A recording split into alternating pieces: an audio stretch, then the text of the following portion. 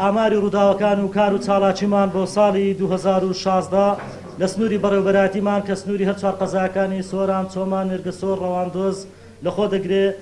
کۆی گشتی ڕوودا و کە تۆمار کراون بریتە لە 824 ڕووداوی جۆراوجۆر. لە کۆی ئەو 824 ڕووداوی جۆراوجۆر 818 ڕووداوی ئاگرکەوتنەوە تۆمار کراوە، وزایدان 5 ڕووداوی خنکانی جۆراوجۆر تۆمار کراوە لەگەڵ 1 ڕووداوی تەقینی بوتڵی گازی کلۆر لە پرۆژەی ئاوی سەرچاوی دیانە تۆمار کراوە. کەوتنەوە لە ماڵان تۆمار کراوە، هۆکارەکانیشان زیاتر بەهۆی بوتڵی گاز و شۆرتی کارەبایی بووە. وزایدان ئاگرکەوتنەوە لە 16 دوکانی هاوڵاتیان لە سنووری هەر چوار قەزا تۆمار کراوە. هەر لە ماوەی ڕۆژانی ڕابردوو لە ڕێکەوتی 24 12 دوکان لە ناو سەنتەری قەزای سۆران لە ناوچەی پیشەسازی کۆن کە ئێستا بوویتە بازاری سەوزەفرۆش و بازاری باڵندەی کێوی و مارکێت و پەلەوەر و ئەوانە بەداخەوەنەوە لە دوکانی هاوڵاتیان لەو بازارە سووتان